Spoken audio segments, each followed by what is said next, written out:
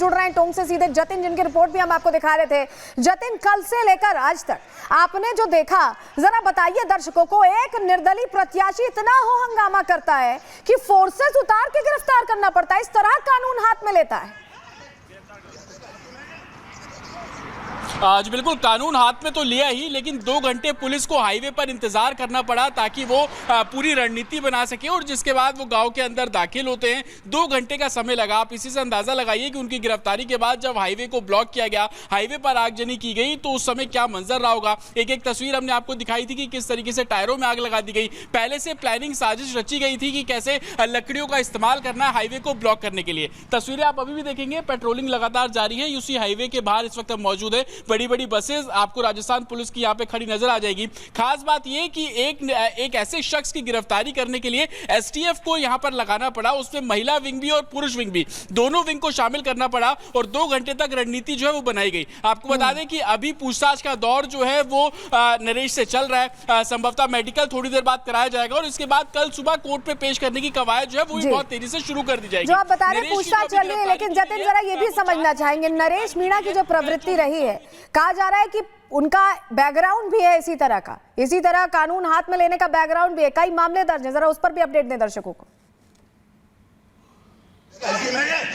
आज बिल्कुल 23 मामले इससे पहले दर्ज हैं। सबसे पहला जो मामला दर्ज हुआ था वो 2002 में दर्ज हुआ था। सरकारी कर्मचारियों को धमकाना, सरकारी काम में बाधा डालना, इसी तरीके के मुकदमे हैं। लेकिन उस पूरी मुकदमों की लिस्ट पे जब आप नजर डालेंगे तो आप समझ पाएंगे कि 2023 में मुकदमों की संख्या बहुत तेजी से बढ़ी, और ये वो समय था जब वो अपनी राजनीति को चमकाने की कोशिश कर रहे थे। एक कास्ट फैक्टर को लुभाने के लिए वो सरकारी कर्मचारियों पर दबाव बनाते थे। आज जब हमने खुद नरेश मीणा से पूछा, आपने एसडीएम को थप्पड़ मारा, आप खुद को राजनेता बोलते हैं, या आप कितना जस्टिफाई करेंगे, वो बिल्कुल नहीं हिचके। उनका कहना था कि वो बुरे आदमी है इसलिए मैंने उन्हें मारा। तो आप इसी से समझिए कि उनकी मानसिक स्थिति या वो किस तरीके की सोच रखते होंगे कि एक अधिकारी पर, एक नेता के तौर पर आप हाथ छोड़ देना और उसके बाद अपनी गलती को भी ना मानना। और जिस तरीके से साजिश रची गई, जिसका जिक्र आप भी कर रहे थे, हमने भी ग्राउंड पर तमाम चीजें दिखाई है कि कैसे उन्होंने प्लान किया कि पहले मैं आऊंगा, बोलूंगा कि मैं सरेंडर करना चाहता हूं। जब पुलिस वहां पर पहुंची तो बोल दिया मैं सरेंडर नहीं करना चाहता। पुलिस मंच पर पहुंची तब मना कर दिया कि अंजाम दिया गया, और यही वजह है कि टोंक में कल रात से लेकर आज तक अनरेस्ट रहा है। जतिन, आपका बहुत शुक्रिया जुड़ने के लिए और तमाम जानकारियां देने के लिए। और जतिन, जो जिक्र भी कर रहे थे वो बातचीत भी हम सुनवाएंगे कि कैसे एक तो चोरी ऊपर से सीना जोरी वाला सिनेरियो था। जरा आपको अब हम तस्वीर दिखा देते हैं। 2 तस्वीरें जरा दर्शकों के सामने रख रहे हैं। समरावती में कैसे आगजनी हुई है, ये रात में देख रहे हैं आप, रात की तस्वीर है, क्योंकि रात में भी जब गिरफ्तारी करने पुलिस पहुंची तो ऐसा हो हंगामा हुआ, इतने समर्थकों के साथ वो उतरा कि पुलिस गिरफ्तार नहीं कर पाई। यहां तक कि जो पकड़ा था उनकी गिरफ्त से लेकर जाना पड़ा, पुलिस की गिरफ्त से समर्थक अपने साथ ले गए। दूसरी तस्वीर आज सुबह की आपको दिखा रहे हैं, जब गिरफ्तारी हो गई और उसके बाद कैसा हो हंगामा हुआ है। देखिए, पुलिस की गाड़ियों का के हवाले कर दिया गया, घरों को जलाया गया, यानी जो एक तरह से लोगों की अपनी संपत्ति उसको भी नुकसान पहुंचाया गया, पुलिस की भी वाहनों को निशाना बनाया गया। ये तस्वीर हम आपको दिखा रहे हैं। लेकिन आपको जो हम बता रहे हैं कि गिरफ्तारी की कोशिश कल शाम भी हुई थी, जरा वो कहानी भी बता देते हैं। नरेश मीणा ने एसडीएम को थप्पड़ मारा, थप्पड़ कांड के बाद मीणा धरने पर बैठ गए। पुलिस ने देर शाम नरेश को गिरफ्तार किया था। जानिए ये कि गिरफ्तारी कल भी हुई थी, लेकिन गिरफ्तारी के बाद मीणा के समर्थक उग्र हो गए, बड़ी संख्या में पहुंच गए, उग्र हो गए, और समरावती में जमकर ऐसे में आगजनी की गई, हो हंगामा किया गया। यहां तक कि पुलिस की कई गाड़ियों को आग के हवाले कर दिया गया। नरेश मीणा को पुलिस की कस्टडी से समर्थक छुड़ा कर ले गए। आप सोचिए कितनी बड़ी संख्या में आए होंगे कि समर्थक छुड़ा कर ले गए, और पुलिस वालों के साथ भी उनकी तरफ से मारपीट की गई, कानून लगातार हाथ में लिया गया। नरेश मीणा भागा नहीं और गांव में ही बैठा रहा, और उसके बाद पुलिस ने आज फिर मीणा की गिरफ्तारी की। लेकिन इस बार जो गिरफ्तारी की, जो हमारे सहयोगी जतिन भी मेंशन कर रहे थे कि इसके लिए 2 घंटे की तैयारी करनी पड़ी, प्लानिंग करनी पड़ी, और उसके बाद ही ये गिरफ्तारी हो पाई। लेकिन जो हम आपको बता रहे हैं कि नरेश मीणा का आपराधिक रिकॉर्ड भी है। चलिए जल्दी से आपके सामने जानकारी रखते हैं, क्योंकि आपके लिए जानना जरूरी है। आपराधिक रिकॉर्ड जब हम बता रहे हैं तो क्या आपराधिक रिकॉर्ड है, कितने मामले पहले दर्ज रह चुके हैं, कितनी तरह से पहले भी कानून हाथ में ले चुके हैं नरेश मीणा। चलिए जानकारी आपके सामने रख रहे हैं। पुलिस ने अब यह तय किया है कि नरेश मीणा की हिस्ट्री शीट खोली जाएगी। जी हाँ, खुलासा होगा, ये पुलिस ने तय किया, क्योंकि यह मामला बहुत गंभीर था। रिकॉर्ड के मुताबिक नरेश आदतन अपराधी है। जी हाँ, ये कोई पहला मामला नहीं है। 2002 से ही नरेश मीणा का आपराधिक रिकॉर्ड है। सोचिए आप, 2002 से ही इसी तरह के मामलों में नाम आ चुका है। अलग अलग थानों में कुल 23 मामले हैं जो मामले दर्ज हैं बताया जा रहा है, और अब तक 16 मामलों में मीणा के खिलाफ चालान भी हो चुका है। तो आप समझिए कि बैकग्राउंड भी ऐसा ही रहा है। 6 मामलों में अभी भी जांच चल रही है और एक और मामला उसमें जुड़ गया है। मीणा पर चोरी, जुआ और मारपीट जैसे केसेस दर्ज हैं। राजकार्य में बाधा के भी कई केसेस मीणा पर दर्ज हैं, जिसको लेकर अब कहा जा रहा है कि हिस्ट्री शीट खोली जाएगी। वहीं विकास सांगवान जो एसपी हैं टोंक के, उन्होंने भी ये कहा है कि अब पूरा बहीखाता निकाला जाएगा और देखा जाएगा कि आखिर कितने मामलों में वांछित रह चुके हैं नरेश मीणा। पहले सुनिए क्या कह रहे हैं एसपी। कि कानून हाथ में ना ले और अपने आप को समर्पित कर दे। और इनिशियली वो मूड में नहीं थे, लेकिन पुलिस की तैयारी को देखते हुए उनको झुकना पड़ा। जो भी धाराएं उनके लगेंगी राजकार्य में बाधा आगजनी करने के संबंध में, वो सब उन पर जो भी विदित हो गए वो कार्रवाई की जाएगी। टोटल अब तक कितनी गिरफ्तारी हो चुकी है? काफ़ी डिटेन में 50-60 लोग डिटेन में, बाकी आगे जो भी इसमें एक्चुअली इन्वॉल्व होंगे उनकी गिरफ्तारियाँ की जाएंगी। तो आपने देखा कि कैसे प्रशासनिक अधिकारी को नरेश मीणा पहले थप्पड़ मारते हैं, उसके बाद टोंक में समर्थकों को बुलाकर हो हंगामा करते हैं, गिरफ्तारी से एक बार बचते हैं, दूसरी बार गिरफ्तार होते हैं, तो कैसे आगजनी होती है। लेकिन ये कोई पहला मामला नहीं है जब किसी अधिकारी पर इस तरह से हाथ छोड़ा या इस तरह की चीज की हो। एक और तस्वीर आपको पुराना वीडियो एक दिखा रहे हैं, जरा आप साउंड करेगा वीडियो सुनवाइएगा दर्शकों। भेजे में से निकाल देना, भेजे में से निकाल देना। एक सिंघवी का कोई असर होना आपको तो भेजे में से निकाल देना। ये किसानों का बेटे हो, मैं किसान का बेटा, और आपको वो तो मैं बर्दाश्त इसलिए कर रहा हूँ कि आप एक किसान के बेटे हो। ये अणिया बढ़िया होता ना आप तो अभी मैं बता देता, पर आप किसान के बेटे हो। अगर किसानों को दिक्कत आ गई तो नरेश मीणा की दिक्कत है, नरेश मीणा को दिक्कत हुई तो पूरी छबड़ा छिबड़ों में दिक्कत आ जाएगी, पूरी छबड़ा छिबड़ों की शर्तों में दिक्कत आ जाएगी। मैं आपसे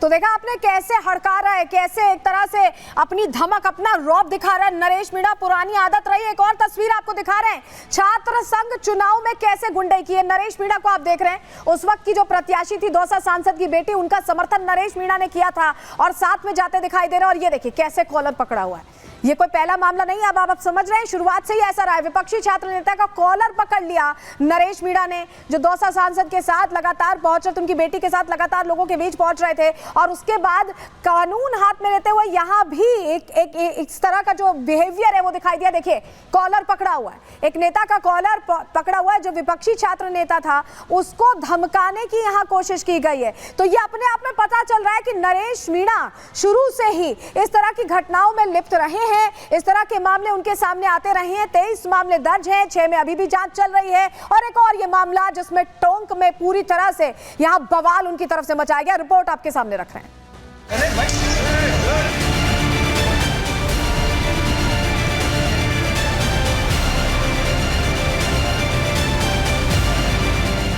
राजस्थान के देवली उनियारी विधानसभा सीट पर उपचुनाव चल रहे थे। इन चुनावों में पब्लिक को वोट डालने की अपील करना निर्दलीय प्रत्याशी नरेश मीणा को इतना नागवार गुजरा कि उन्होंने पुलिस वालों के सामने ही एसडीएम को थप्पड़ जड़ दिया। दरअसल इस पूरे थप्पड़ कांड के केंद्र में है समरावता गांव। समरावता 800 वोटों वाला गांव है। करीब 1 साल पहले ये गांव उनियारी उपखंड का हिस्सा हुआ करता था, लेकिन पिछले साल जब नगरकोट तहसील बना तो उनियारा उपखंड की कुछ पंचायतों को इसमें मिला दिया गया था। इसी में समरावता गांव भी शामिल है, लेकिन गांव वालों को ये सही नहीं लगा और वो लगातार विधायकों, अधिकारियों को समरावता को उनियारा उपखंड में ही रखने की मांग कर रहे थे। उपचुनाव आया तो गांव वालों ने चुनाव का बहिष्कार कर धरना शुरू कर दिया। चुनाव आयोग के ऊपर वोटिंग कराने का दबाव रहता है और यही दबाव प्रशासनिक अधिकारियों पर भी रहता है, जिसके चलते समरावता में मौजूद एसडीएम ने गांव के आंगनवाड़ी कार्यकर्ताओं से सरकारी आदेश का हवाला देते हुए वोटिंग कराई। इस वोटिंग को ही आधार बनाकर नरेश मीणा ने पहले एसडीएम से मारपीट की और बाद में पूरे गांव को आग के हवाले कर दिया। जायज था, उस चोर को जायज था जो गलत काम कर रहा था, कर्तव्य का निर्वहन नहीं कर रहा था। वो व्यक्ति फर्जी वोटिंग करवा रहा था जबरदस्ती। उस व्यक्ति ने एक दलित महिला के साथ बूंदी में किया, वो हमेशा इस तरह से किया। नरेश मीणा के हौसलों का अंदाजा इस बात से लगाया जा सकता है कि इस शख्स ने पहले एसडीएम को थप्पड़ मारा और पूरे इलाके में समर्थकों के जरिए हिंसा फैलाई। पुलिस ने शाम को हिरासत में लिया तो समर्थकों के दम पर पुलिस कस्टडी से भाग निकला। इतने उत्पात के बाद भी नरेश मीणा गांव में ही जमा रहा और पूरे प्रशासन को ललकारता रहा। भागा नहीं, भागना नरेश मीणा ने सीखा ही नहीं है। भागना पुलिस को मेरे साथियों ने ठोका ढंग से, पुलिस भाग गई थी, मैं निकला वहाँ से, इसी मंच पे आके मैं बैठा, फिर यहाँ से फोर्स आई।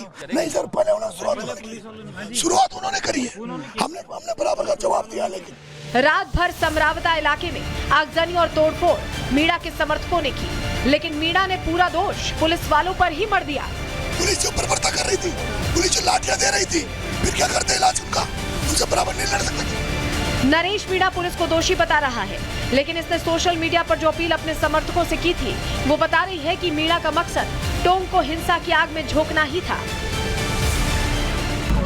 लट पतंगों के साथ, गेंती फावड़ों के साथ और आगरी और जेड़ा उनको लेकर समरावता पहुंचो।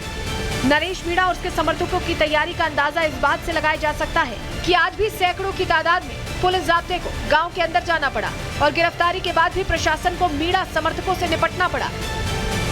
फिलहाल नरेश मीणा सलाखों के पीछे पहुंच गया है और प्रशासन अब इसके खिलाफ सख्त कार्रवाई की तैयारी में है।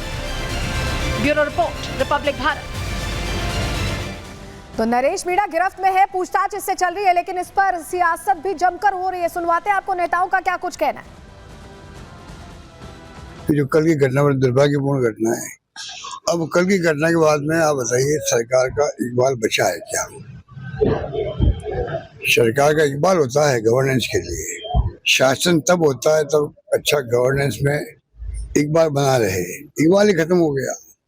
आप जो घटना घटित हुई है कल, वो मामूली घटना नहीं थी। एसडीओ लेवल के अधिकारी को आप थप्पड़ लगाए कोई व्यक्ति, ये स्थिति बनी क्यों? समरावता में जो घटना हुई वो लोकतंत्र को कमजोर करने वाली घटना है। लोकतंत्र के अंदर चुनाव कराने वाले प्राधिकारी, उन पर किसी प्रकार का ऐतराज भी हो तो कानून में प्रावधान कर रखा है, सीधा हिंसा पर उतार आना ये अच्छी परंपरा नहीं है।